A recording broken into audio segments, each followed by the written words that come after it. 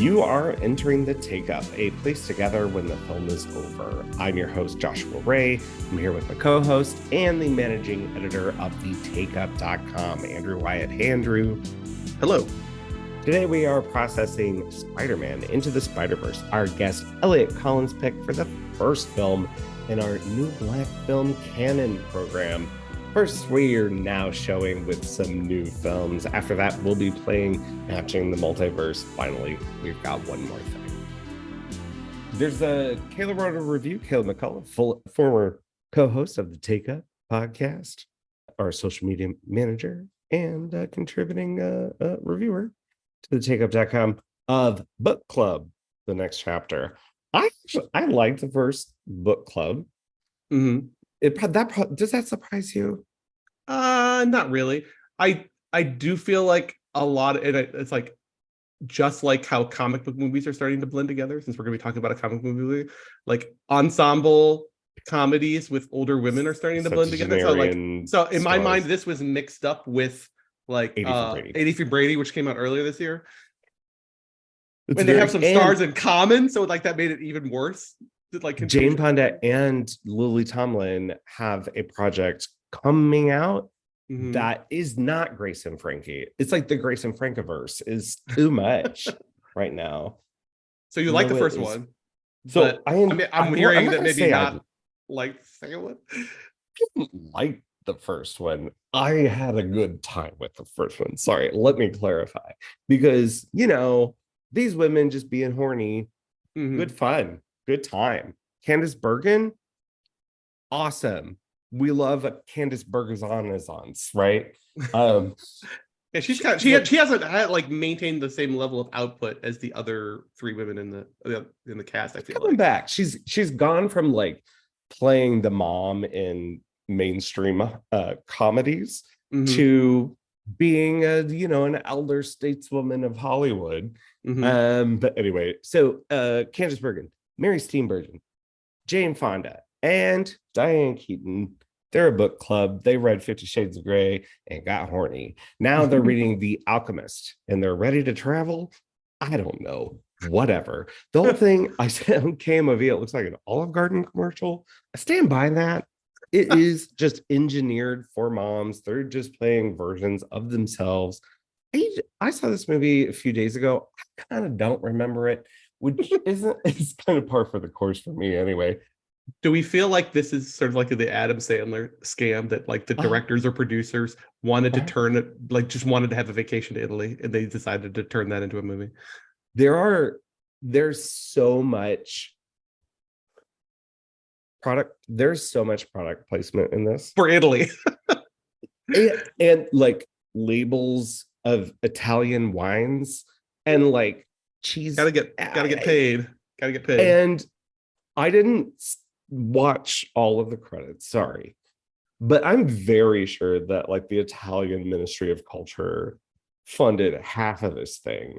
I'm so sure, because that's all it is. They go to Venice, Rome, and Tuscany. Like you're like just, it does look like an Olive Garden commercial. But of course, when you're here, you're family. And I felt like family. Infinite breadsticks. Yeah. Like yeah. And it's very predictable, but there's some good setups, some good jokes. I just want to be in their company. The movie's bad. Like I know objectively this is bad. And I think this is kind of what Kayla seemed to like it a little bit more in her review. But I just want to be in their presence. And I was. And I was happy. I think the problem with some of these, like some of the films, I want to say even in this genre, because there's like a whole category of films that isn't even like these particular actresses or these themes, but there's like these ensemble comedies where we got to put somebody and they have to go somewhere and do something. I feel like they're overestimating the importance of plot and like fakey conflict and tension. Like how many of these movies would actually take this cast and put them in a sort of shaggy Judd Apatow influenced thing where they're just hanging out? I would be more interested in watching these women hang out than I am watching some contrived plot about them going to Italy. Yes, that's what I was trying to think of. That's what I want. I want to watch that. I want Candice Bergen to open up about the Manson family and to Jane Fonda. Yeah. How You wild would know, that be?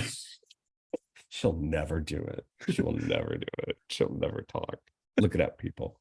Anyway, so yeah, I mean, if you enjoy the very special chemistry that these four women have together, yeah, fine, go see it. You have something completely different for us, right? Yeah, films, a couple films that aren't quite out yet. After this, I guess when this airs, well, the Webster Film Series on the weekend of the 19th. So after this airs, we'll be having a screenings of the film De Humani Corporis Fabrica, which is the latest film from the Harvard's sensory ethnography lab. This is filmmakers. Second episode in a row, we were like, what is the title? Harvard Sense. Well, say it one I had more to look time. it up. The Harvard Sensory Ethnography Lab. Harvard Sensory Ethnography Lab. Okay, thank you. Yeah.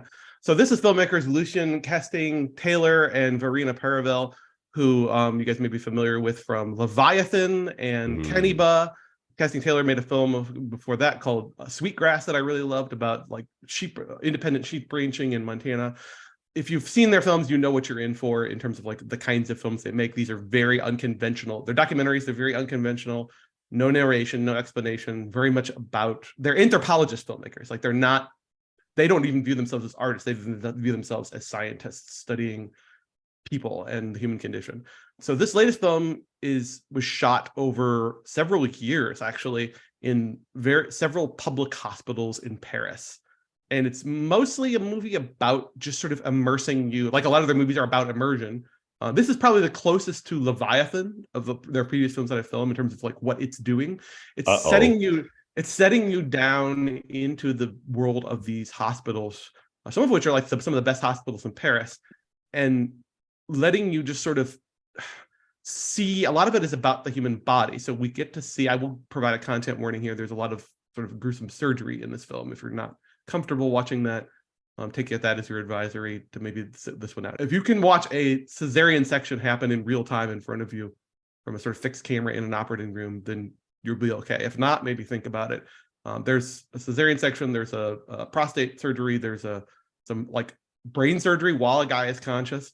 And the interesting thing is that a lot of the surgical stuff is basically just raw footage from the laparoscopic instruments or endoscopic instruments as they're going in. So we're actually seeing inside people. And that's sort of what the title of the film is from, like a 15th century anatomy text. So a lot of it is this footage from inside people, and we're seeing sort of the principle is that we're seeing the vistas that lie inside of us that are sort of hidden. But they intercut that with a lot of like verite footage of stuff going on at the hospital, which they all filmed with these very tiny cameras that simulate the same sort of look and feel as the operation cameras. So it creates this textual continuity between the without and the within, which is obviously what they're doing. I liked it a lot, just from the perspective of it's showing me things I hadn't seen before. I do tend to get squicked out by this kind of stuff. I can handle horror movies with most unbelievable depraved shit, but the minute you show me like somebody actually being cut open to live in front of you, I start to get a little crazy. Especially when you compare it to Leviathan, a film that I love, but Right. it can be a tough watch for some folks. If you have Leviathan is the same sort of concept, except there are GoPros set on a fishing boat, and so you're on a very microscopic level. You're right there near the fish's eye, literal fish's eye. Yeah, right. Set in a boat that is going over the ocean. So going into a body, I didn't know that there was this other piece that felt. Yeah, so maybe a little bit. I think maybe the film was oversold as being much more about the surgeries and the operations procedures and the anatomy than it actually ends up being. It's about 50-50, I'd say. And if I have a criticism of it, I don't like it as much as Leviathan or Sweetgrass. If I have a criticism of it, it's that it's maybe a little too shaggy. It doesn't really have a rhythm. The way that scenes are sort of rub up against each other are sort of random. It's very much we're going to immerse you in this and let you think about these ideas of body and medicine and technology and class and race and how they're intersecting. But we're never going to like didactically state anything. And we're not even going to structure the film in any way that makes any grand point.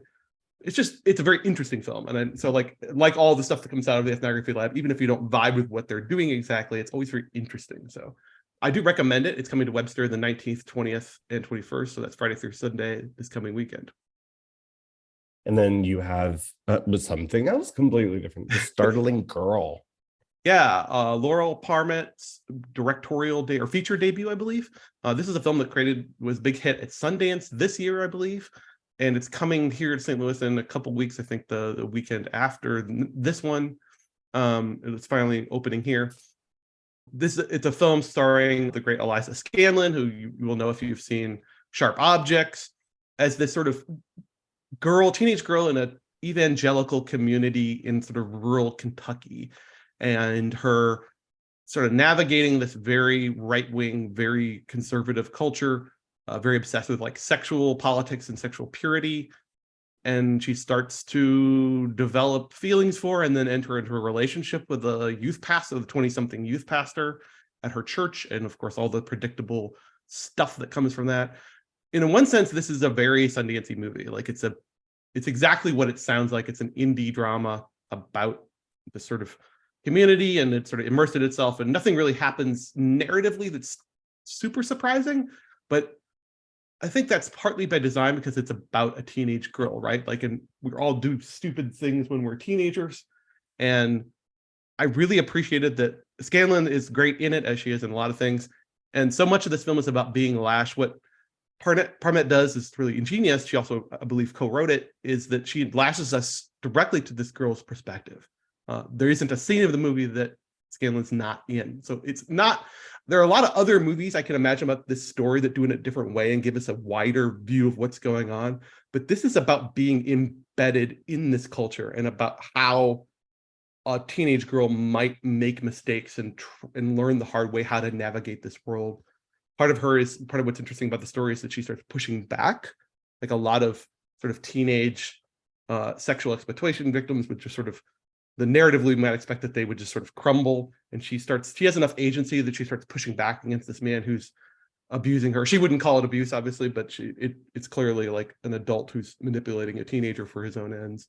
As somebody who grew up Southern Baptist, I thought we don't get many movies that are very 100% embedded in evangelical culture and trying to portray it accurately. We get documentaries like Jesus Camp and whatnot, but we don't get that many good indie fiction films. So good is the keyword. I remember this film I reviewed a few years ago starring Olivia Colman called Them That Follow. Did you ever see that? That was evangelical, but that's like snake handlers, rattlesnake, Appalachian Pentecostal stuff.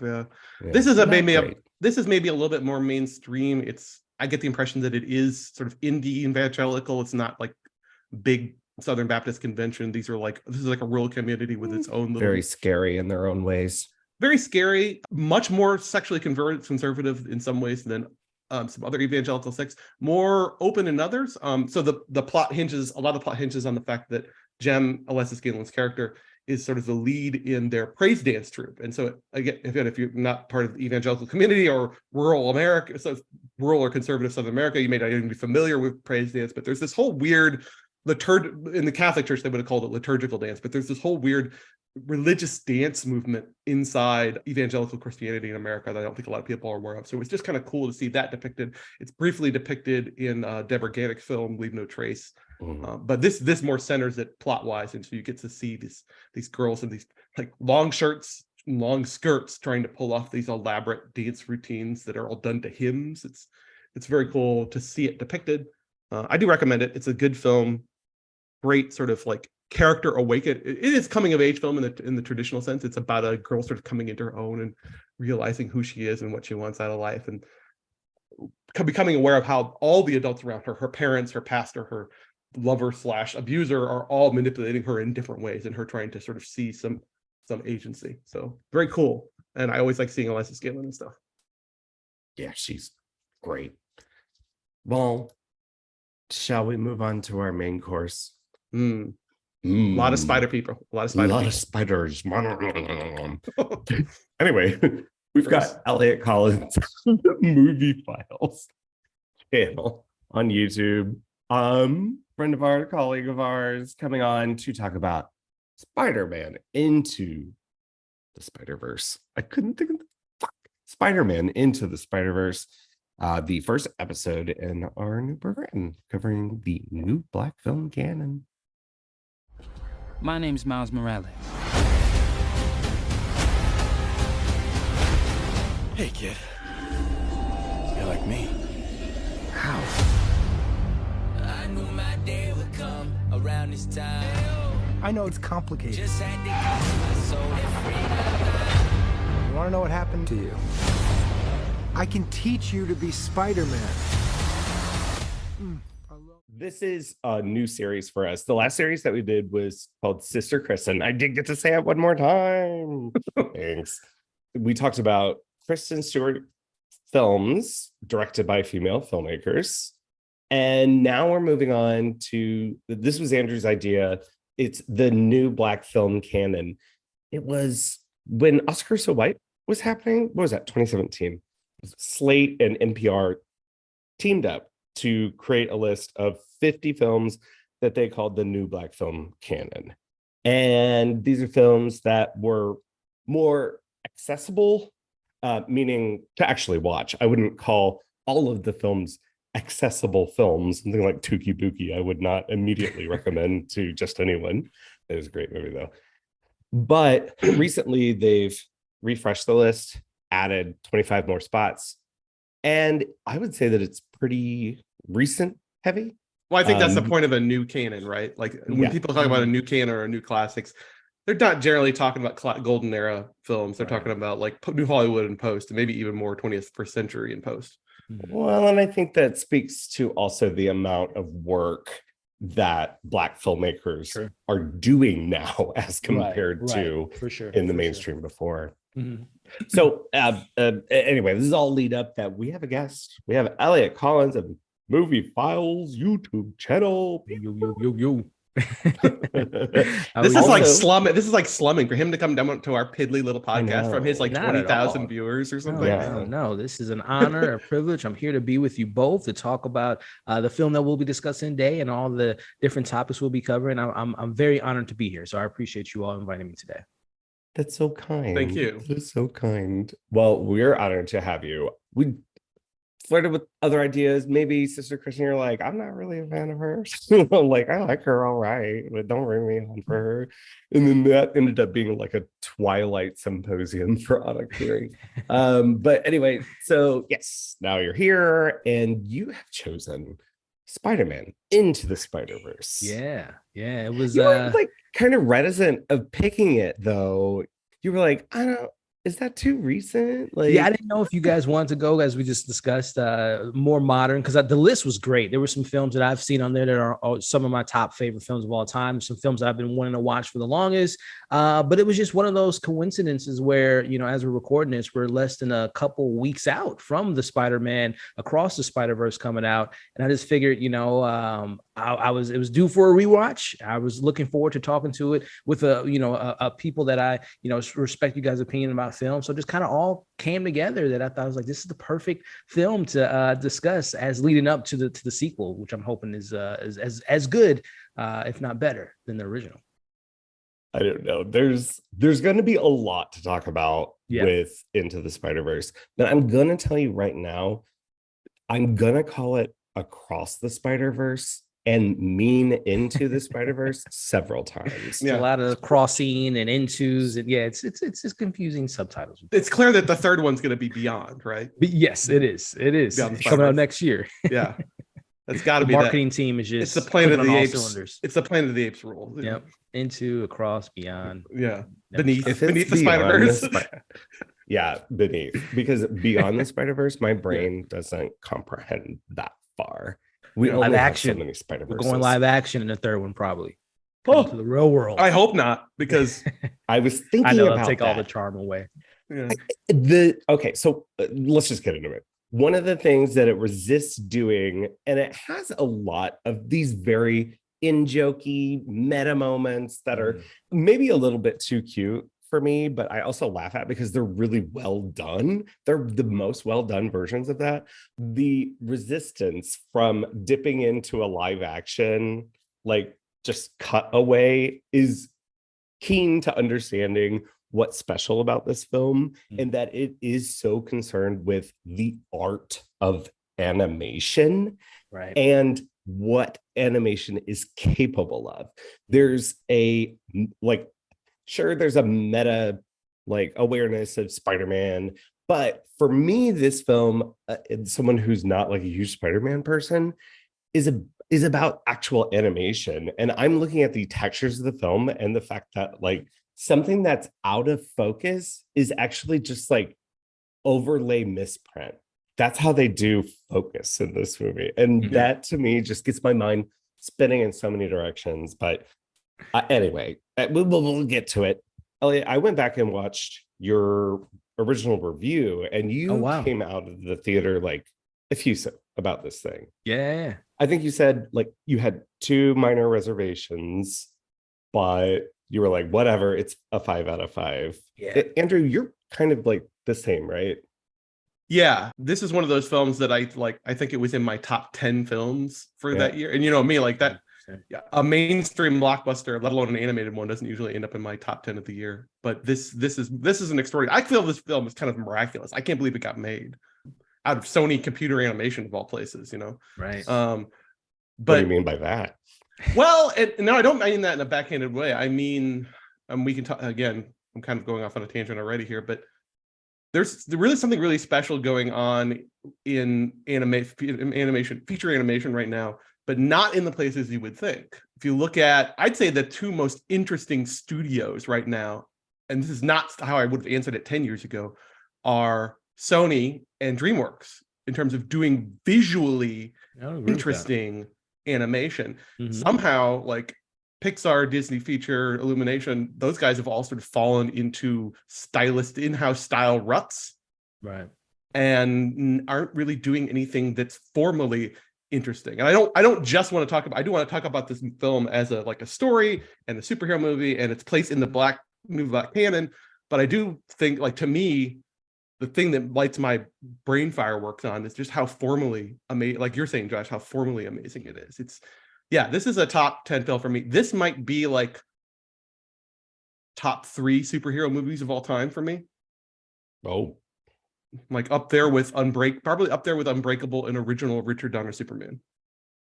High praise. I'm in the same boat, Andrew. Kind of backtracking a little bit about the animation side of the Sony of it all. I think to your point, you look at DreamWorks or not DreamWorks, but you look at Pixar and Disney and all the bigger household names. They put out films so often in that genre that it just kind of seems like a run-of-the-mill, part of the machine, where you do have Sony that doesn't often come out with a lot of animation. So to me, it kind of gives that kind of refreshment, and kind of they put all their chips on the table because they don't do it as frequently. So they can put all their, they can focus so much on it versus, again, Disney and Pixar has their hands in everything. So I definitely, to your point, I was shocked that Sony was able to produce such a great film, considering at least the live action of Spider-Man with Andrew Garfield wasn't the most well received. So it was kind of questionable leading up to the film. But as we'll talk about later, the animation is absolutely gorgeous. But as far as the impact, as you were just referring to, Andrew, with the where it places in the superhero genre, to me, it just kind of transcends the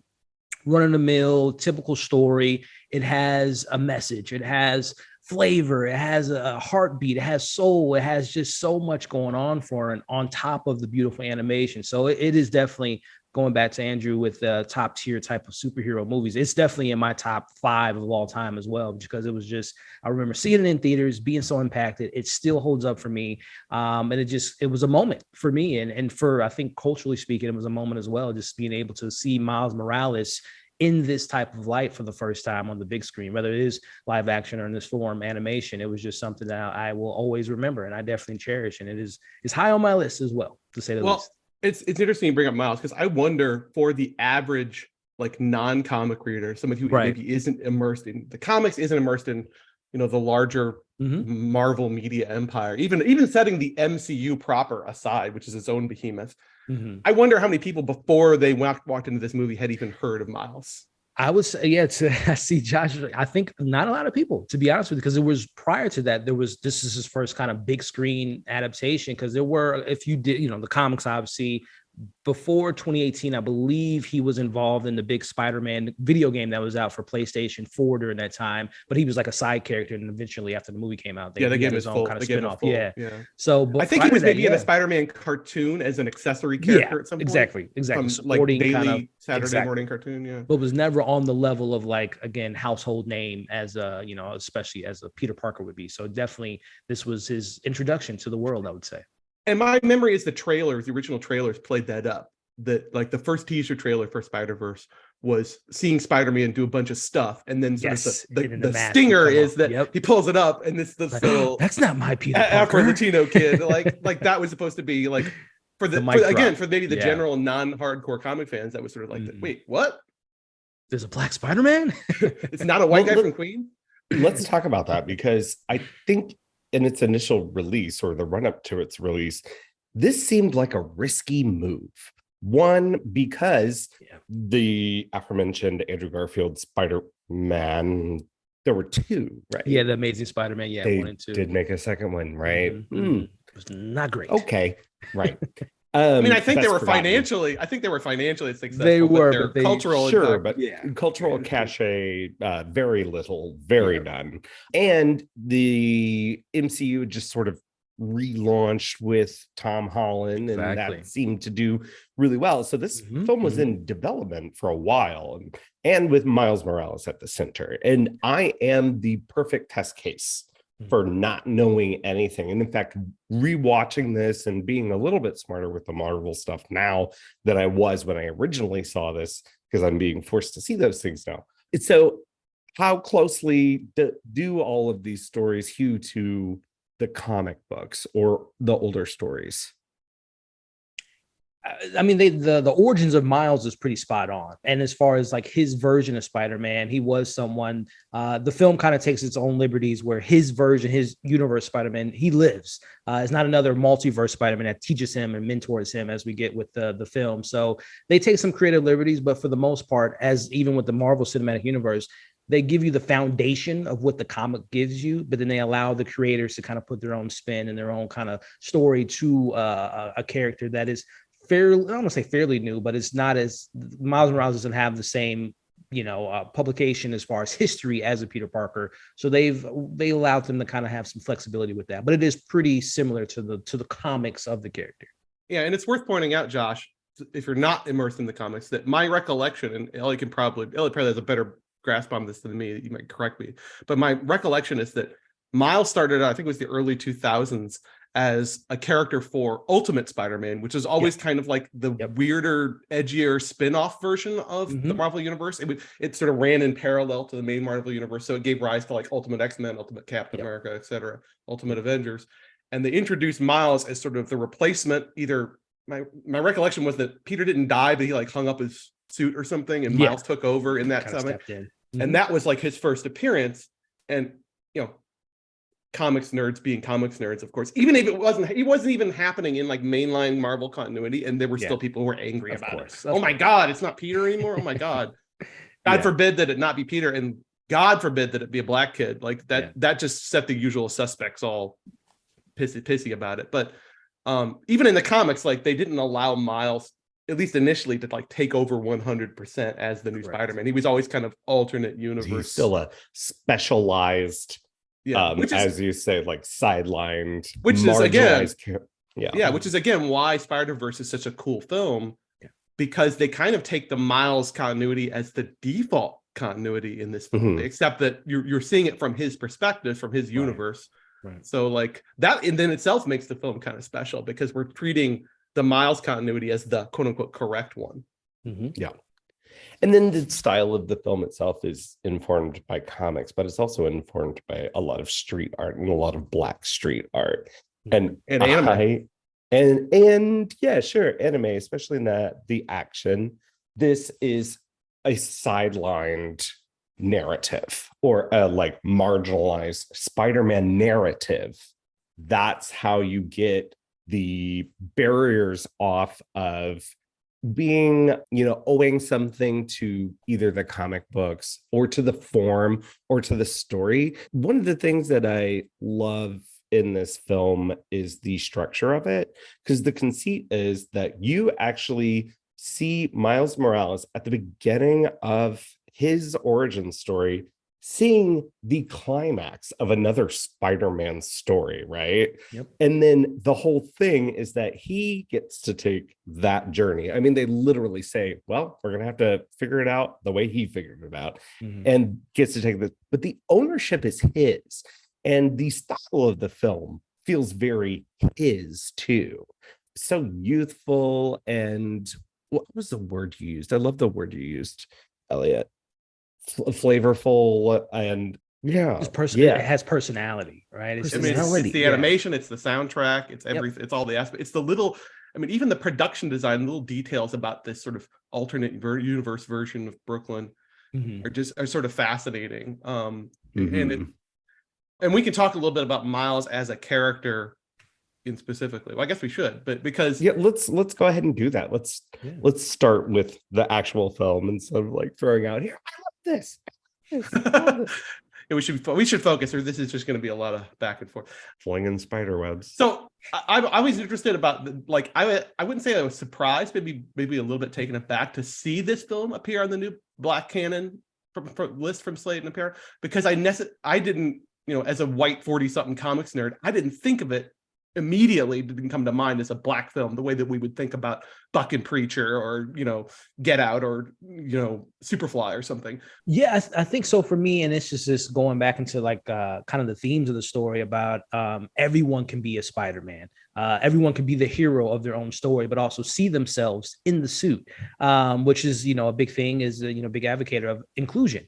For the longest time, being a comic book fan, growing up in the 90s, watching Spider-Man and the World and X-Men, and being a big DC fan, there's not a lot of me on those stories or in those stories. And when it comes to the mainstream, we had a Blade. Wesley Snipes, hit the ground running with Blade, and kind of a lot of people don't realize he was the one that kind of opened the door for the X-Men that came out a couple of years later. And then, of course, the Marvel Cinematic Universe, years of that, and then Tobey Maguire with the Spider-Man. So that's once every couple years we see a Blade. Then you finally, 10 years later, 20 years later, the next time we saw like a black lead in a film was Black Panther. And then, of course, that same year we got Spider-Man Into the Spider-Verse. So it's just one of those things where we don't see ourselves often in that light. And if we do, it's a side character, it's a supporting character. So the inclusion to have Miles Morales leading this tentpole animation film that, if I'm not mistaken, in December of 2018, it was stacked up against some competition. Aquaman, Mary Poppins, I believe the Transformers film came out during that time, Bumblebee. So Sony had a lot of confidence in this film, which I appreciate. And Sony hasn't always been the most, diverse type of studio. I'm looking at James Bond that has this one, character, which I know is steep into the lore of the character, but they're not as diverse as they could be. So I was just so happy to see not only myself, but also, my brown brothers and sisters from the Latino community be able to see their character being brought to the forefront. So it is something that, again, and tying it back to the story, I could be Spider-Man, you could be Spider-Man. We can all see ourselves in a suit and not have it be just so exclusive to just one ethnicity or one character, such as a Peter Parker. So I think it's very much so a film that deserves to be in that conversation of the new Black Canon, because it did kind of break that ground. And it's a recent film that is about Blackness, Latinx-ness, but it doesn't say the words ever, but it is explicitly about that. And the last moment of the film tells you that, in that it's that, yes, you can be it, we can all be it. It is the sort of thing that I would want if I had kids, and I won't if I did. Do I want kids? No. That's it. This cat is it. It's the sort of media that I would want them consuming. I mean, this is a corporatized product, right? But it's always that balance of corporate inclusion for good, corporate inclusion for inclusion's sake, or what does that end up doing? There's a cynicism that I have that I'm like, maybe if it wasn't Spider-Man, which is this huge tent pole at this point product, like the writing in particular, particularly in the first third of the film, first act or so, I think is really ingenious, because you said that it's not a movie that necessarily harps out loud on Miles' blackness or his Latino identity, but there's all sorts of interesting things going on in that first act in particular about respectability politics and moving up. I mean, I don't think it's insignificant that Miles' dad is a cop, right, but there's some interesting things going about how his anxiety about leaving the old neighborhood and going into this more success. I get the impression testing into the school, but he says, I won the lottery. Well, you tested well into the school, so accept your plans. That tension between merit and like getting a quota slot. Like it's obviously Miles is thinking about that. I get the impression that in this universe, the Visions Academy is like a public magnet boarding school that you can like win a slot in. So it isn't even like a private academy, but clearly Miles has some like tension about going downtown, like leaving the old neighborhood and going downtown to the hoity-toity school. Like there's something there with respect to Blackness and respectability politics, and the idea that I do hope that Across gives us a little more of his mom, because so much of this film is about his relationship with his dad and his uncle. I do hope we get to see a little bit more of his like Puerto Rican identity in the next one.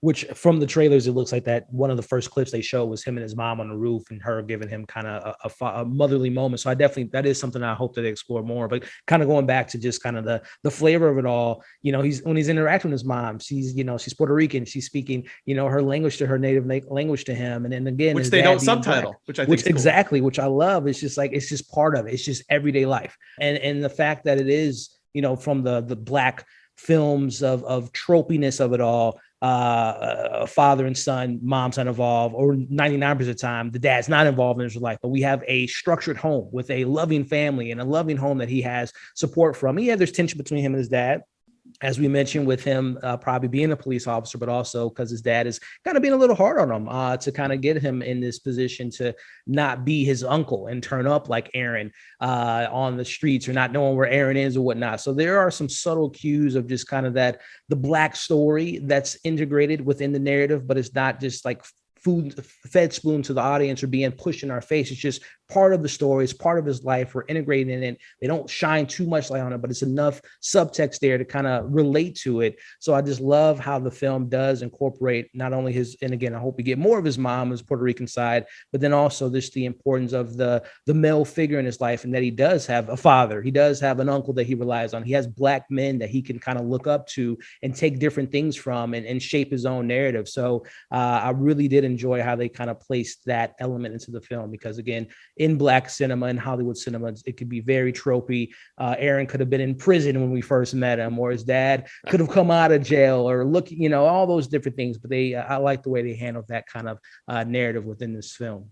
There is something interesting going on with Aaron, though, where like the presents him as the cool uncle, and Miles, like, he clearly relates to Miles. Miles has a sensation that maybe his uncle is like a little more street than his dad. Yep. But like, what's interesting about that, again, having seen the movie multiple times, once you've seen it once, you can see the things going on beneath the surface with Aaron and the Prowler character. Mm-hmm. But like the idea that Aaron's considered, like, Aaron is more authentic, he's a little more street, he's a little more, talks to Miles from the heart, not so much a hard ass like his dad. But then we find out by the end of the film, of course, that like Aaron's independence is that he's just a lieutenant to the Kingpin. He's a lieutenant to a big rich white dude. Like, so that illusion of him being more authentic, more street is like somehow is itself an illusion, right? That like Miles gravitated to him because he saw something there in Aaron that he didn't see in his dad, but it was always a little bit of a con. And I love that. I can't bring up the Prowler without mentioning how much I love the sound design of the Prowler. But like whenever he shows up, he's on that screen, you that feel the presence. Insane musical cue that shows up whenever he appears. So everything goes purple. Mm-hmm. Mm-hmm. The moment in this movie for me is not like the huge moment, but it's a huge emotional moment for me, because I don't know that I've seen this done this way in what's ostensibly like a youth movie where all of the villains come to Aunt May's house and all of the Spider-Men are fighting them, but it's Aaron as the Prowler and Miles, and he's up on the roof and has Miles by the Spidey suit or whatever, and he's about to kill him, and Miles takes his mask off to say, "It's me," and then holy shit, it's my uncle, blah blah blah.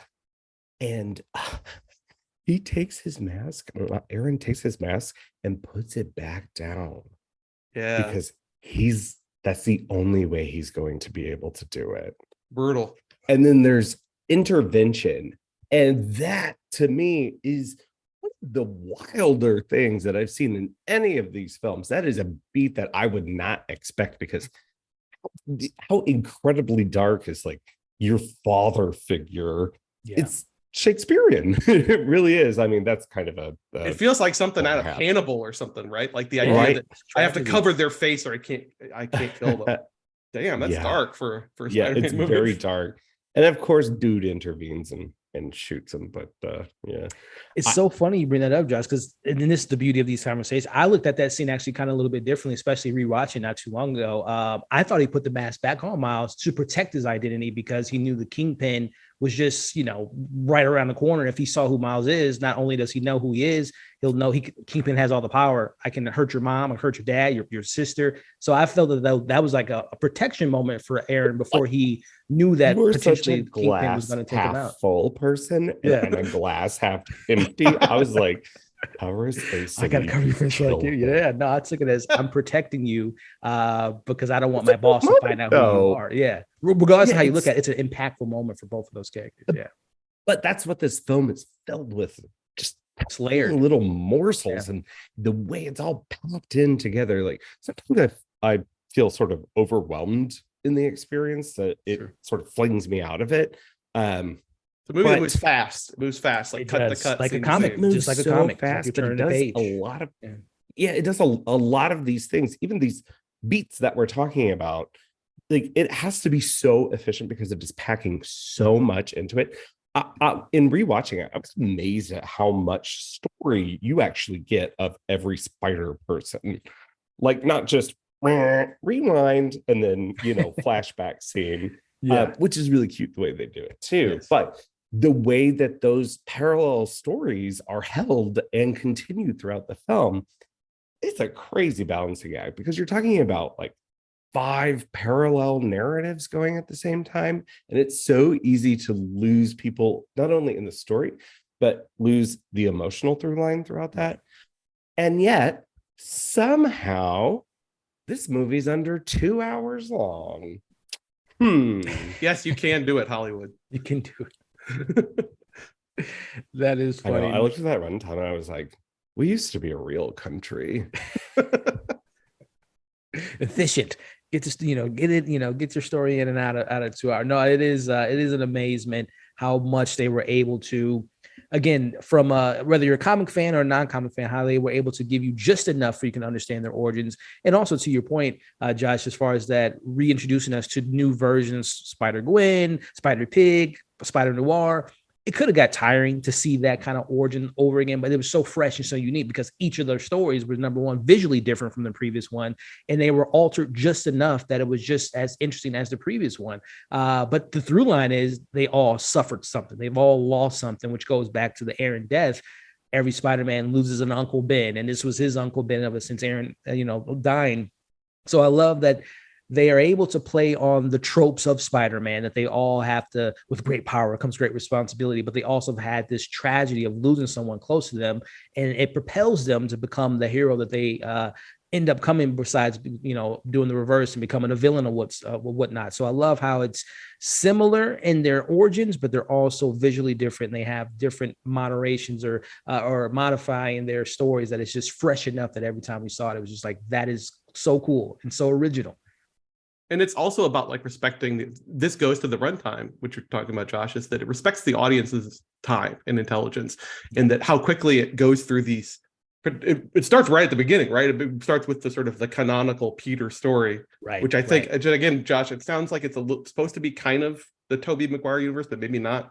But they hit all the beats of the Spider-Man story. Like Uncle Ben shows up in like a 2-second flash and then disappears.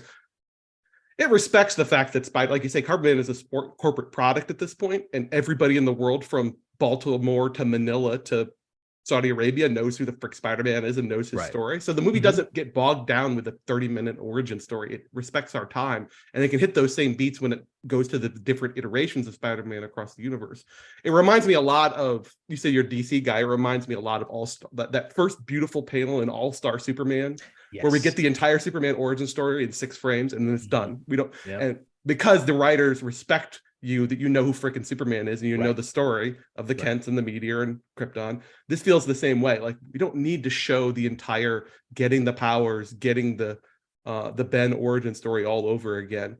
We get it in a weird way because we get it through Miles's iteration of that story. Right. But I love it when a film where sort of respects my time that I don't need. How many times do we need to see Batman's parents get gunned down? I mean, come on.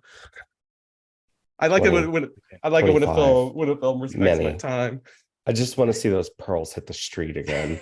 which shouldn't happen. It's so dark. I thought about the puberty metaphor and how in this one he's like, this is puberty. Like undo everything about it being a puberty metaphor. And he's like, no, this is just a puberty metaphor. Just forget what's happening and completely undo and take that away. And I like on that note, what's happening with Gwen Stacy, and that's her girl bossification. I shouldn't say that because it is not that at all. She already has her own agency. She already understands her powers. Like she's actually on her mission, and we don't know that until all the spider people are revealed.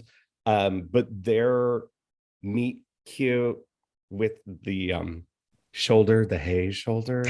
Also, if that cartoon character did that to me, not Miles, that's gross. Sorry. Aaron came up to me and said, hey, like that? That move. Like that. You'd be dead. I would be heart attack on the ground. About a cartoon character, Josh? Well, it is interesting how so many of the Spider-Man alters from the outside universes are sort of the flip side of Miles, right? That I think 201, I think about the Peter B. Parker, Gwen, and Spider-Man Noir in particular are about isolation, that their characters have decided, because of what happened to them in their individual histories, they've decided to isolate themselves. And so I'm doing this alone. I'm not going to involve anybody else. I'm not going to get close to anybody. But part of but Miles's arc is all about the craving for a parental figure, a father figure, a guide, a mentor, somebody he can connect to. So it's interesting. I find that interesting that like Miles is has almost a flip side psychological little problem that all the other spider people have, is that he's not self-isolating. He's reaching out and trying to find somebody he can connect to, which of course is sort of the nice, it's a little pat, but I do love how the film executes it, the idea that nobody can understand a Spider-Man but another Spider-Man. Yeah, but that's the ending too, blooming throughout the film, and him putting a fine point on it and saying anyone can do this. He is that type of person. Yeah. Whereas all of these figures that we've had before, and I'm just talking at least in the film because I have no knowledge of the comic books, but from what you two are saying, it sounds like they're always these kind of stock nerd, white cis male nerds turn superhero who then go through something tragic, end in isolation, go through a period of darkness, and have their female companion, whatever. Like I know the general arc of the thing. Yeah. But Miles feels so different in this, even at a base level, like in his molecules. He seems like a different person. He's still awkward, but who isn't an awkward teenager? He's like cool, awkward, and that's okay for him to be. He seems like I don't know. He does art. He's got good taste in music. He has a little bit more spunk in his step than a Peter Parker, which, by the way, again, I grew up with the character, big fan of the character, because my biggest thing in this is just from a Miles, taking away the Miles, but just a Peter Parker Spider-Man story. He wasn't, a god from Asgard. He wasn't a billionaire like Tony Stark. He was kind of that more, and this is why I gravitated towards Spider-Man before I gravitated towards the Avengers, and even the X-Men were something people I grew up with. They're characters that you can see some in your story, even though he was a white kid from Brooklyn or whatever, with Spider-Man, but he was struggling. He had, he lived with his auntie. He didn't have a full family. It's something I didn't grow up with my dad or whatnot. So it was something that you can see on a ground human relatability factor, that Spider-Man is just, to me, inherently just a more relatable character, more so than, like I said, a god or a billionaire. Even Batman's my favorite comic book character of all time. I mean, I can't be Bruce Wayne, with his money that he has as a superpower. So I've always just like inherently the character has that type of, you can see some of yourself in the character because he is so grounded, but then adding the Miles Morales to it, it just adds more to the relatability factor that is someone that I can see myself. Now I can physically see myself in the character, with Miles being that representation. Yeah. And there's something with comic book characters in particular where it's this idea of a quote unquote real version of the character gets canonized and people sort of resist the idea. One solution that Marvel took to diversify its characters starting in the 60s was the X-Men. The X-Men is this huge cast of characters. They all have weird, wild powers. They're more racially and gender diverse than the other, and nationality and ethnicity. Everything is more diverse with the X-Men. And so like Marvel for a while had this idea that we expand the cast of characters. Oh, we don't have any Latino characters. Let's throw a new Latino X-Men into the mix. It's that kind of thing, which is a cool thing. But one of the cool ways, again, one of the things I love about this film is that it kind of flips that formula on its head. The idea that Spider-Man, like the X-Men, we can just keep expanding the roster and inventing new characters to diversify it. Spider-Man verse kind of flips that on its head. It says Spider-Verse does not have a canonical character. It isn't always Peter. Spider-Man, this one character who we always conceptualize as having this particular white nerdy queen's identity, could actually be anything. That we can put somebody different, anybody can wear the mask. We can put somebody different in the suit. We don't just have to keep expanding the cast of characters to new people you've never heard of. We can just create different iterations of Spider-Man and find, once you start introducing multiverses, you can do that kind of shit. You can start finding the diversity within the same character, which is kind of cool. 100%. And we're going to, and not to jump ahead to the sequel, but that's going to be fully on display, the variations of the Spider-Man and Spider-Women. So yeah, it's definitely a character that has more than just one character that can portray the role. I get the impression from I'm trying not to spoil myself too much. I'm getting the impression from the trailers that Spider-Man 2099 might be the villain in this one. Does that seem to be the case? In a perspective, Miguel definitely has a tragic backstory that can be looked at as like, he's by any means necessary. He has to protect the multiverse, and that if that means killing all Miles Morales or attempting to, by all means, he has to. So yeah, it's definitely. It feels like that's the natural step for a sequel, right? Is that you flip things around and make one of the purported good guys into a villain. Yeah, that's what they do in Spider-Man 2, right? Do they? I guess Doc Ock is kind of he's misunderstood in his eyes. A mad scientist. But that even itself was kind of revolutionary, because my knowledge of the Spider-Man canon isn't huge, but I think that was the event, sort of the way that Batman the Animated Series changed the way that we view Mr. Freeze. I think Raimi's Spider-Man 2 kind of changed Ock into a more sympathetic character. Correct. And after that, they did that in the Sony video game, is that they made Doc Ock into like a more tragic figure like they did in the Raimi one. Yeah. You know where Doc Ock is not a sympathetic character? In this. I love that. And Catherine Hahn is very good at it, as expected. But tell me more about, like, I was not aware of Scorpion. Is that the character's name? Yeah. Is it a Scorpion? That thing is fucking cool. That makes me want to read a Scorpion thing.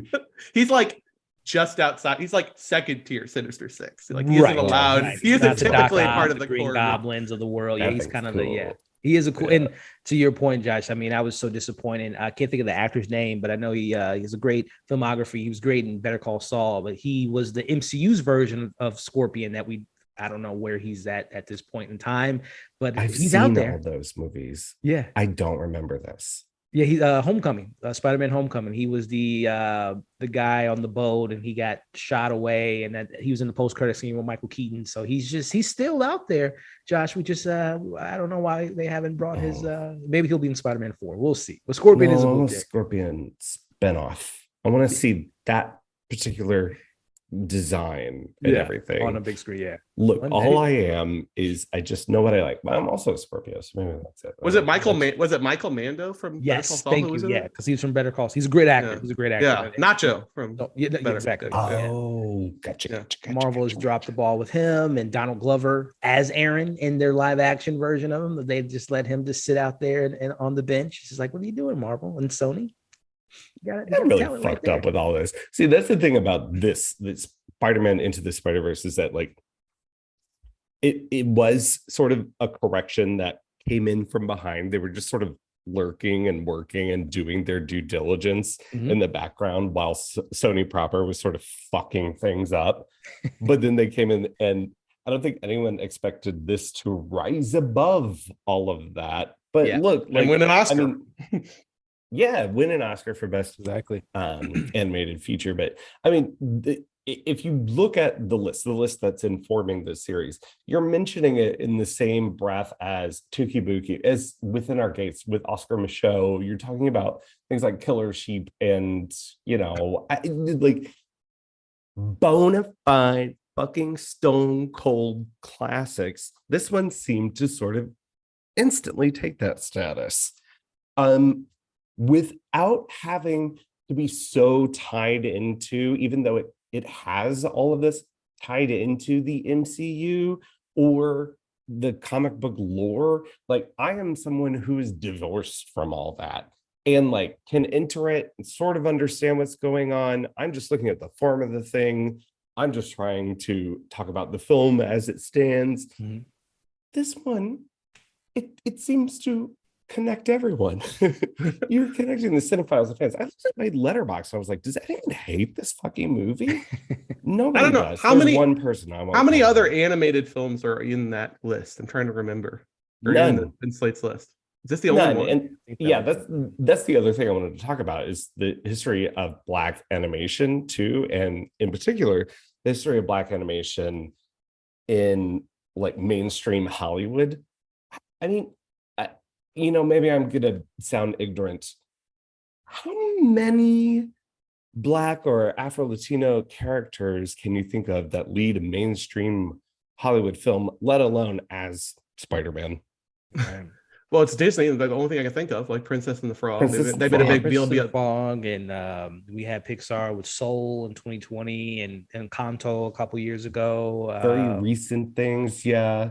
I think it's worth pointing out that one of the 3 co-directors of this film, Peter Ramsey, is a Black man, yeah. And he also directed a shockingly good DreamWorks movie that everybody seems to have forgotten called Rise of the Guardians, which is about like Santa Claus and the Easter Bunny.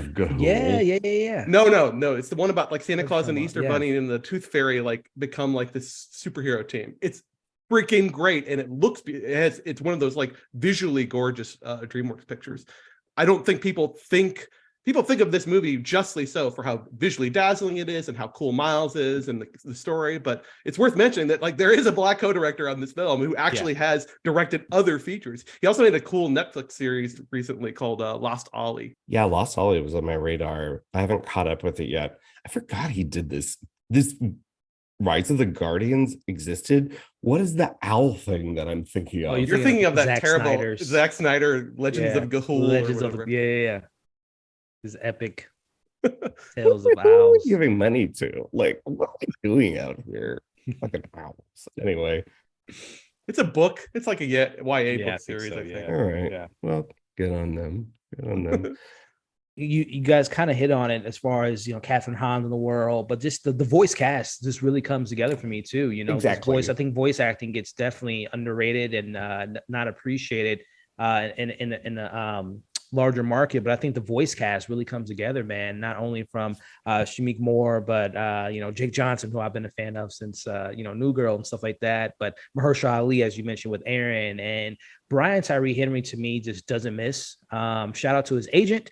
Shout out to him, number one, for being an incredible talent. I've been following him since Atlanta days with Paperboy. But he's great, and just it goes on and on and on with the voice cast. So that's something I definitely always applauded them. It's just finding the right people to play these characters and bring them to life. Nicolas Cage's Black Noir is just Shamik Moore is a great choice too, because he isn't like a marquee name, I think, for a lot of people. I loved him in Dope.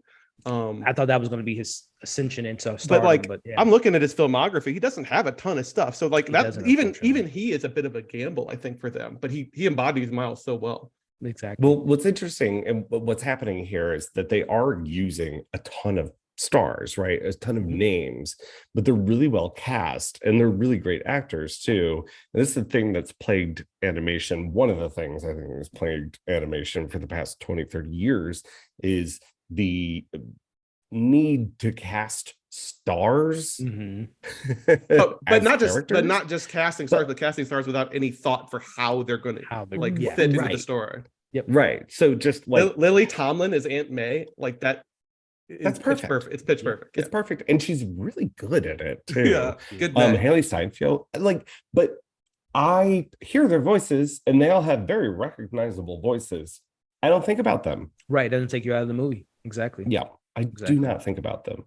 Aunt May kind of does look like Lily Tomlin a lot. It's a little bit. They might do Not a tweak the small. design. I do want to say one last thing, which is that I love what Elliott said. Like I think back at the beginning of the conversation about, because I want to come back at the end here to the style of the thing. He mentioned, you mentioned about like the way that we flip through comic books, the physical media of comics. Yeah. This is a film that I can't think of any other movie that accurately, and it's so perverse because comic books are static, right? Like whatever dynamism comes from comic books comes from the art style and you as the reader flipping through those pages. And one thing that this film seems to like understand that sensibility in a serious way. Like I can't even explain it, but something about the combination of like Josh was mentioning earlier, like the 4-color printing process that they used to create depth in this, the Ben-Day dots from print from old school, like Silver Age printing, the way that they're animating on the twos, like anime. So there's like a slightly herky-jerky style to some of the characters. Some of the fields are animated in that. Some of them are not. Some of them are, yeah. But all these things that come together to create this sensation, like that is closer to the feeling. And that's what I wrote in my original review as well, is the idea of like, there's something about this that feels like flicking through an old school comic. And which is crazy because like a film can't be, an animated movie can't be anything, the furthest thing from a static image on a page where everything comes from the presentation. You know, if you've read How to Read a Comic Book, the famous sort of like instructional manual for the language of comics, you know, that like it all comes from the art and the way that the panels are presented. So it doesn't feel like these should be compatible art forms, right? But this movie feels like it gets comics in a way that no other movie, I can't think of another film that really gets it. And action in particular, I think, has been a problem with a lot of comic book movies. I like comic book movies in general. I think a lot of people, I'm feeling a lot of Marvel fatigue now. But one problem I've always had with them is I've never felt like they're really good at capturing what action feels like on the page. How do we translate that to a film? And maybe the conclusion I come from after watching this movie like three or four times now is that maybe we can't do it in live action. Maybe there's something essential, because this movie does it so well. There's something essential about the translation of bang pow beat 'em up action from that page to this movie. I think it kind of the animation of it all, I think, benefits a story like this to the comic book experience. Because when you are, I'm not a comic, but you know, when I went to school for like film and video, I had an animation class, and one of my teachers was an excellent animator. It's just like it's a blank canvas, and your imagination runs wild with the colors you choose, the angles you use, the way the panel flashes out to the audience. And the same thing can be said with this animated side. It is not restricted to the human limitations of filmmaking. You can't do everything that you can imagine with your mind because there's budget restrictions, there's visual effects effects that can interfere that. There's actors, real life actors that might not be able to pull off the things that you put in your head. So when you have that blank canvas mindset with this animation, and Josh and you alluded to earlier as far as how long it took to kind of cook this to perfection, and same goes with the new one. It's 2018 and 2023, and I know it's pushed back due to the pandemic, but 5 years later to really perfect the style. And apparently with this new one, we're going to get even more animations. We're going to be visiting so many different multiverses. So we're going to get even more of that type of immersive experience. So I think and good on them, and good on the producers exactly. to giving them that time and space to do that, and not which is so rare. So Yep. much of this content mill, quote unquote, has become this churn of just shit Get it out. pumping Content. It's so rare to let somebody just like let them cook. Exactly. And two, again, just going back to the Sony of it all, kudos to Sony to allowing Miles to stay within the zeitgeist, because again, a 5-year layover for any other superhero movie, you might forget about him. But again, with the video game, the kind of hinting at Miles in the MCU every now and then, it keeps it to the forefront of people's mind that they don't forget about this character. So when we do see him in June, it's just like we never left. But again, the animation, like you guys said, is just something that is something to marvel at. And I think that they have really perfected the experience of when you are reading a comic and the imagination side of it all, and really bringing that to life and not having any restrictions to stop them from really immersing us in this world. And it's just something that really shout out to not only the directors, but the animation team deserves all the praise for what they were able to do with that. Yes, all praise animators. for those who are interested, there is a really, even if you don't own this film or Yeah. have it digitally or physical, there is a really amazing series of YouTube videos that that Sony Animation put out where they let the animators and the production designers and the art directors talk at length about like all the little techniques that they're using, and it's Yeah. actually really very cool. That's awesome. All right, we're Very gonna play good. Spider Game. Spider game, spider game. I've got a little spider game. Watch out. Here comes the spider thems. You ready? I'm shutting my laptop. We're gonna be honor system Do here. not be getting on IMDb. Nope, I'm shutting it. Hands up. Honor Cheeto. system. Hands up. Honor system. All right. So rules of the game. This game is called Matching the Multiverse. Mm. I've got 9 actors who have played a spider person, and we are including the voice actors of Into the Spider-Verse. Okay. I'm going to give you a fact, a little trivia about a spider person. And then you're going to tell me, of the 9 people that I chose, I don't know, there could be other Spider-Men somewhere. We're talking about since like, what, 2000? All right. Okay. Gotcha. All right. I'll give you a piece of trivia. You tell me who it is. We're going to take turns, steal. Once you have a wrong guess, then I don't know, whatever. We don't. The rules are made up in quite some manner. Yeah, all that stuff. All right. The first spider trivia is this actor was engaged to Rashida Jones. Andrew? Let Elliott go first since he's our guest. Oh my God. How did that happen? Elliott, do you have a guess? Oh man, was engaged. I don't know why Jake Johnson comes to mind. I just feel like they would be in that comedy bubble of New Girls and Parks and Rec. That's me trying to trip you up. Rashida Jones is a little bit older than you think she is. Oh man, this is so it's not Jake Johnson. I'm drawing a blank. I don't know why that's the only name that's kind of coming to mind. I know there's so many other. I know it's not Tobey Maguire, Andrew Garfield. Wait, what was the last thing you said? Tobey Maguire, Andrew Garfield. I know they've never, to my knowledge, never been engaged. Man, John Mulaney, maybe. It is Tobey Maguire. Yeah. It is Tobey Maguire. Wow. He dated her after he dated Kirsten Dunst in Spider-Man. I would have never known. Well, I didn't know he had. She dodged a bullet there. I would have never. I heard the would never stories see them about his poker club. together. Honestly, he's not a nice man. You remember the end of Babylon? Oh, Anyway, yeah. Wow. Okay. Learn something new Next every day. up, we got another spider person. Drunk History television show was inspired by a conversation that this actor had with the series creator when they tried to describe the story of Otis Redding's death drunk. That's you, Andrew. Not you are that, but it's your So it's got to be from somebody out of the comedy world. So I'm guessing John Mulaney, maybe. Elliott, you want to guess? I've never seen Drunk History, so that's my handicap here. I guess I'll go back to my Jake Johnson, who I originally said earlier. It is your Jake Johnson. Oh, okay. Isn't that incredible? Like, Talented but we've all been there. I mean, me doing this podcast is drunk podcasting, and I haven't even been drinking. I just don't know what's going on. You're All lost. right. Okay, it is still Elliott's turn because that was a pickup. Considered Blue as their current stage surname, but chose their current stage surname from a comic book hero character, I should say. So their last name could have been Blue, but instead they chose something of a comic book character. Huh. That is I can see Andrew just interesting it popped. I watched it pop into his head. that is their stage names. That sounds like something Nicolas Cage would do, but You are correct. Yep. You mean Oh, okay. Nicholas Blue. Nicholas. Can you imagine if he was Nicholas Blue, like how different the world would be? The butterfly effect from that choice. Nicholas Blue. Literally just grabbed that out of nowhere. So okay, cool.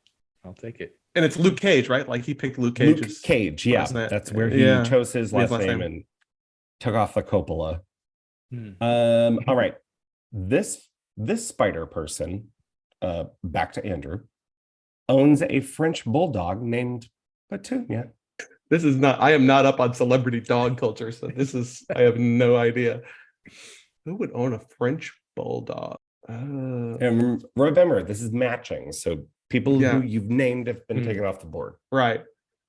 This is a sexist bias. I think a woman would have a dog named Petunia. So Haley Stanfield, That's why I did that, to throw me off the scent. to throw you off the scent. Elliott, do you have a guess? Andrew Garfield. Nope. Nope. That is John Mulaney. There you go. He's such a baby boy. Like, of course, Yeah. of course he does. Well, he's also kind of a, anyway. I say that as somebody who baby talks my cat. So what the hell do I know? Oh, absolutely. Yeah. Absolutely. Okay.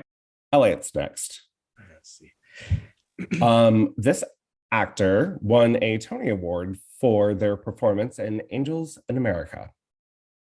Tony Award. It wouldn't be Andrew Garfield again. You got it. Okay. That is Andrew Garfield. That was in 2018 for a revival of Angels in America. All right, Andrew. This spider person based their performance as Spider Person on Michael J. Fox. Michael J. Fox. I don't know. All I right, have no idea. who is it, Elliott? I have no Tom idea. Holland. Tom Holland, the Yeah. most Michael J. Foxian of them Back all. to the Future side of it all. Yeah, I Marty didn't even connect McFly. that. Now I can see it. Yeah. Yeah. All right, Elliott. Of all the Oscar-nominated performers to be a spider person, this is the only one who was nominated for a supporting role. And I'm putting supporting role in scare quotes, and you probably don't remember that they were nominated for an Oscar. I want to say Chris Pine. Nope. Nope. Okay. Andrew? I think this is Haley Stanfield. Because It is. It was a controversy that she was nominated for supporting for True Grit, right? True Grit. Was because she is the lead character of True Grit, even does the narration. Yeah. Makes sense. Insane. Great fucking Oscar rules are movie. crap. Great fucking performance too. Yeah. That is incredible. Did she that act in child did anything? that. Did she act in anything before that? Or was that just like her first breakout role? She was in a TV series called Back to You on Fox. That's with Kelsey Grammer and Patricia Heaton. It was on for 17 episodes in 2006. So yes, she was a child performer. It looks like it's Very her much a first child. feature. She wasn't in short films, but it's her first feature film. Wow, that's crazy. Wow. Yeah, that's crazy. Wow, it's almost as if those Coens know what they're doing. Or their casting Okay. directors. I don't remember it's Andrew's turn Andrew, yeah, because that was a save. Right. Okay. This actor portrays Wu-Tang Clan's Raekwon on Hulu's Wu-Tang: An American Saga. That's Shemmick Moore, right? Yep, that is correct. Wow, I didn't know he was in that. Yeah. I'm gonna be Yeah. honest, didn't know it existed. Yeah. So Have there's 2 either of you seasons. watched any of it? I haven't. I've been wanting to for the long. I think it's on Hulu. Yeah, like you mentioned. But yeah, Hulu? Okay. I've heard it's good. I just haven't Yeah, had a I want chance to to see check it out. that. It's in its 3rd season right now. That's how much I'm paying attention to Hulu. Yeah. All right. Wow. Oh, oops. Sorry. That's how it is half of television. People tell me Yeah. shows are in their 6th season. I'm like, what? sure, It's been whatever. around since- Yeah, exactly. Right. Yeah. All That's right. kinda So we cool, got though. one more for the win, I'm going to say. Sure, why not?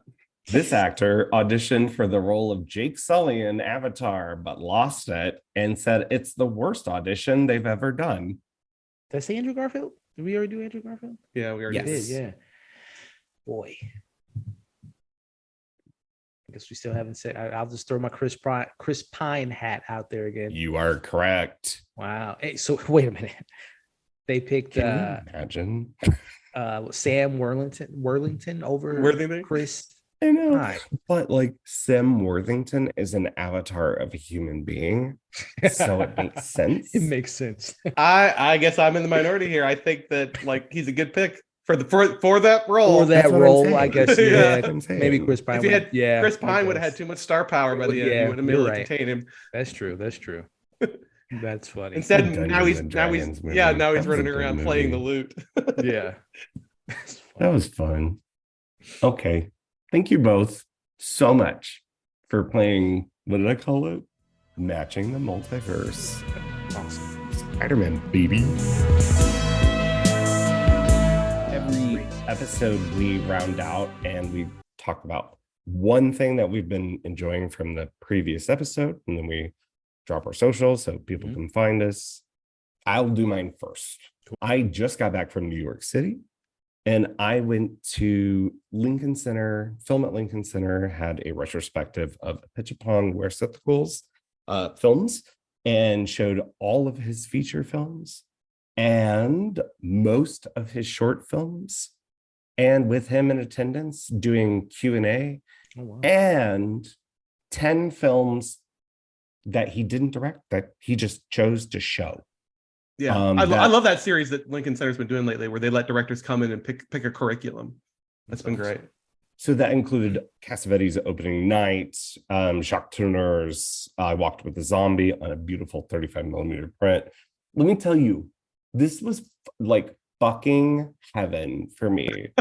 Did you actually get to see the entire, like, all 10 of his films, or did you only some of So them? I didn't get to see every single one of his features. I skipped one because it's coming up at the Webster University Film Series. The exact same print that was at Lincoln Center is actually on its way, probably now, to St. Louis to be shown, of Tropical Malady, which is actually my favorite one. But you want to talk about just like vibing for like 5 days with a Pitchapong. And he was staying in the same hotel as me, and I brought my Memoria book that I have endorsed on this very segment, and could not work up the courage to have him sign it. Man. Because he just seemed so peaceful and chill Yeah. that I didn't want to seem like an NYU kid. Because they were all doing it and they all had copies of this, and I was like, I thought I was special. Anyway, so that's what I did, and I guess my endorsement is just a Pitchapong's films. Not all of us can afford to go to Lincoln Center. That was my vacation for the year, so maybe I can't afford it, but I'm willing to go into debt for a Pitchapong. And you can watch his films, some of his films online. But here's the tea: they're all getting digitally restored. So the films that have not been available, his earliest films, like Syndromes in a Century, Tropical Malady, I'm thinking of a third one that's Blissfully Yours.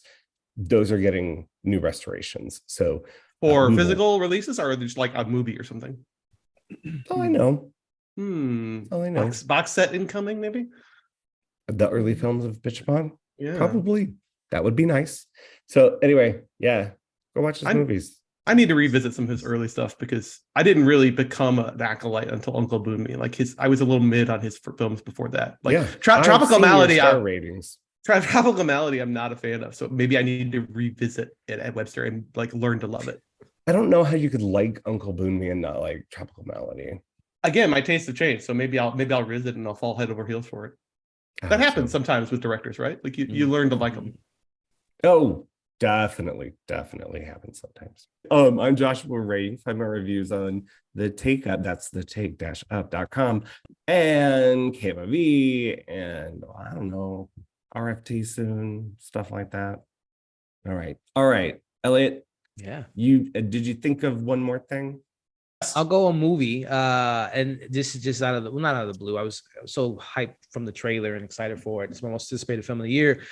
Dune. I revisited Dune recently. I'm a big Denis Villeneuve fan. I think he's the best director right now in the Hollywood landscape of things, as far as like, household names to an extent. So I don't know. I'm a big fan. Sci-fi and horror are my two favorite genres, and I haven't read the Frank Herbert novels, but I've seen the David Lynch Dune, which it is what it is. But no, I revisited that the other day, and I'm just Wait. Did you almost say the David Lean Dune? David Lynch, yeah. That's the only thing I want in this life. David Lean. I thought I wanted a David Lynch Dune. I wanted David Lean. Dune. Sorry, go ahead. You're Sorry. good. No, and I mean that film is definitely something to experience. But no, I revisited it, man. I'm a big fan of Dune, the 2021, if I'm not mistaken. Very much excited for the new one. I love the cast, love the story. I love a cerebral sci-fi tale of a hero's journey of ascent. So I watched that recently. And then TV is some we live in my eyes, we're in the golden age of like really great television, especially with the various streaming services out there. And HBO to me is still the best premium TV out there. And we're in a final run of two of my favorite shows in the past decade. That's Succession and Barry. I'm a big fan of both, but I feel like Barry probably needs to get more attention because it just kind of goes under the radar.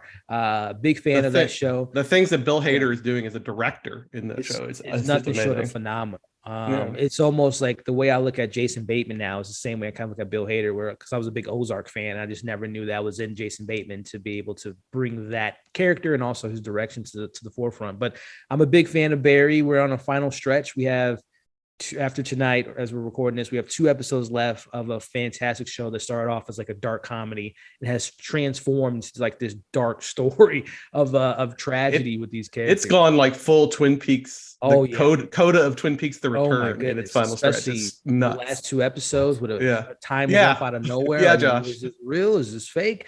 But no, I definitely am an advocate for Apple, for HBO, and Succession has been great, of course, but also Bill Hader's Barry is fan freaking tastic, and I can't wait to see how things wrap up.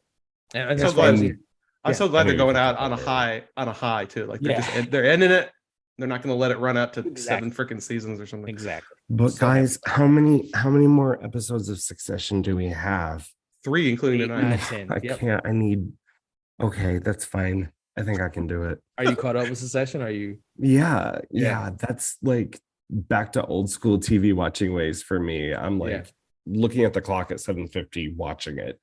Why can't we please be 10 minutes in the future? I can't. I don't think I can handle it though. I don't think I can physically take it. It's coming down. It's election. Tonight's the election night too. Yeah. So just to make it extra anxious. If Connor can pull out a surprise, we'll see. 4% in Alaska. Hey. Looking at the next president. Amon, was that where he was gonna?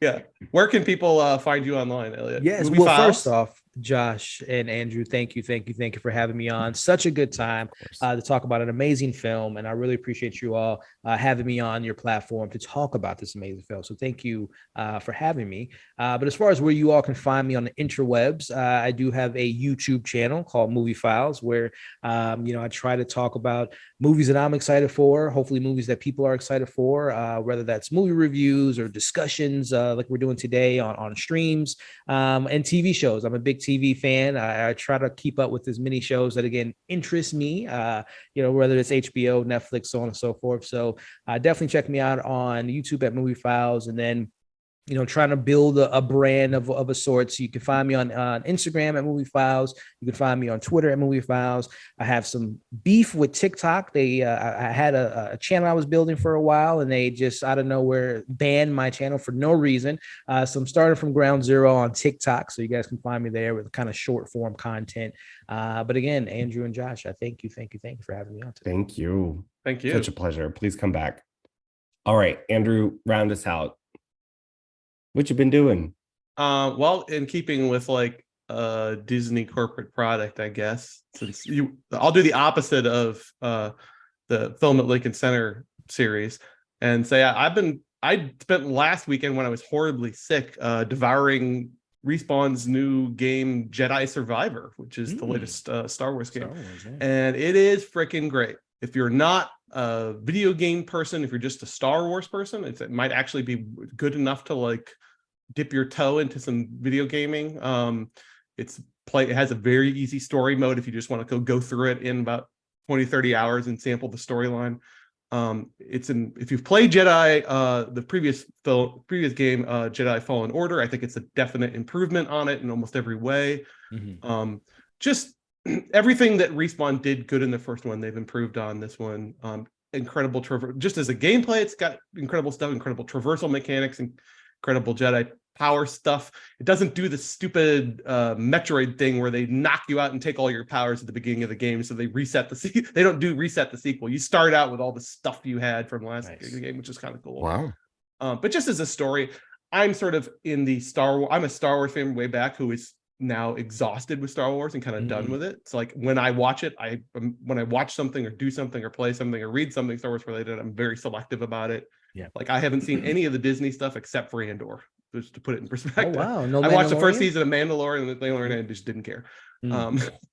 So like I'm kind of in the place where I'm exhausted with Star Wars. So something has to do something really well. And I think this one, the story in particular, is pretty amazing. Really great stuff about the sort of interperiod between episode 3 and 4 about if you guys haven't, if anybody out there hasn't played the game, you're sort of playing one of these now archetypical characters you see in a lot of Star Wars media, which is a Jedi who survived the Purge and is sort of in hiding. Yeah, a lot of cool stuff, like narratively pretty familiar stuff about like found families and making difficult choices. There's some like sort of Final Fantasy-esque anime influence on the storytelling in terms of the structures and tropes, but just an all-around great game. Like you don't see many people go out and praise AAA games sometimes just for existing, but this one really feels like it spent some time in the pressure cooker and they really got a lot of things right with it. So I have a question for you, Andrew, with that. Is that canonized, that story? Yeah. Was it Cal Kestis? Yeah, if you care about the if you're a hardcore Star Wars person and care about the canon, yes. Yeah, the Jedi games, the Respawn Jedi games are canon. Okay. And there's been some rumbling that maybe Cal might show up in the Ahsoka series or something. I don't know. But that would be huge. I just view the games as good games. And to me, it's just a bonus that they happen to be taking place in a universe where I get to wield a lightsaber and destroy stormtroopers. And one more question, because I know I'm a big Star Wars fan. And I know you mentioned kind of, the MCU fatigue earlier as far as Star Wars fatigue. Are you at all excited about some of the future with the Acolyte, Ahsoka, not especially 2-3 films, Rey coming back? And I'm waiting for season 2 of Andor, which is on hold because of the writer's strike. And good on Tony Gilroy for solidarity. Oh my goodness, that first he kind of like pushed back against Disney itself and came out and said, yeah, I'm not doing shit for this show. I'm not even producing. This stuff is freezing. So I love Andor. I want Andor back, but I'll wait 5 freaking years for Andor if we can get a good writer's contract. That aside, I think the one that's most like conceptually interesting to me is isn't there one coming that's set like thousands of years in the past? Yeah, that's the announced James Mangold story of the first Jedi. So that's interesting to me because I'm a big fan of Knights of the Old Republic from back in the day. Like to me, the way that Star Wars stays interesting is stop shackling it to the era that we're all familiar with. Stop shackling it to character familiarity. What's always been cool about Star Wars is the freaking setting. So just leave us lightsabers and shit that's familiar, starfighters, lightsabers, just set it 6,000 years so that all these people are not even born yet. And so that to me is like the most conceptual. I don't know how it will be in execution. James Mangold's a pretty solid director, but just conceptually, that's the most interesting thing to me. Let's get 6,000 years before or after the stuff that we're familiar with is interesting. I want a Star Wars directed by a Pitchapong receptacle. I said the only way that Obi-Wan would have worked would have been if Kelly Reichardt had directed it, and it's just Ewan McGregor in the desert for 6 hours. Like that would have been cool. And they dropped the ball in that series. I know you didn't watch it, Andrew. You said the Obi-Wan series. I started watching it and just stopped caring. Fell off. They dropped it. So anyway, you can find me online at AWyatt76 on Letterboxd and also Arachnophiliac on Twitter, although God knows how much longer I'm going to be on Twitter at this point. All right. And you can find all of our words at thetakeup.com, and that's at thetakeup STL.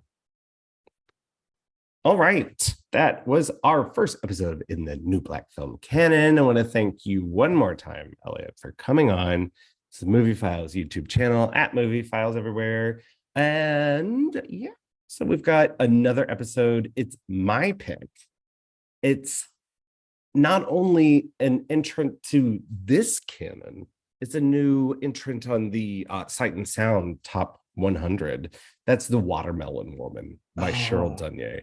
And that's also bringing us into Pride Month. Yeah. See what I did there? Confluence of so many things. Everything's working out so well right now. So Andrew and I are going to be talking The Watermelon Woman, which is streaming on Criterion Collection right now. It's coming out on disc, so you can go ahead and buy it. I've never seen it. Didn't it screen at Sliff or QFest or something in a couple of years ago? It was a Q Classic about 6 or 7 years ago. Okay. Yep. But yeah, so I'm glad you're doing yours next because this gives me more time to. I've been staring at this list for weeks and I still can't decide. I know. We all had a hard time. It's like so fruitful, and you're like looking at it, and you're like, oh my god, would this particular film can give you we need to limit ourselves a little bit more next time than a list of 75 things, I think. Well, I'm going blind. My rule is I'm going to pick something I've never seen before. Yeah, I wanted to do that. I'm going to take a blind jump. Educate myself. I want to thank our social media manager, Kayla McCullough, our editor, Jessica Pierce, our friends at Cinema St. Louis, music by AMP. And until next time, I'm Guy Michelle.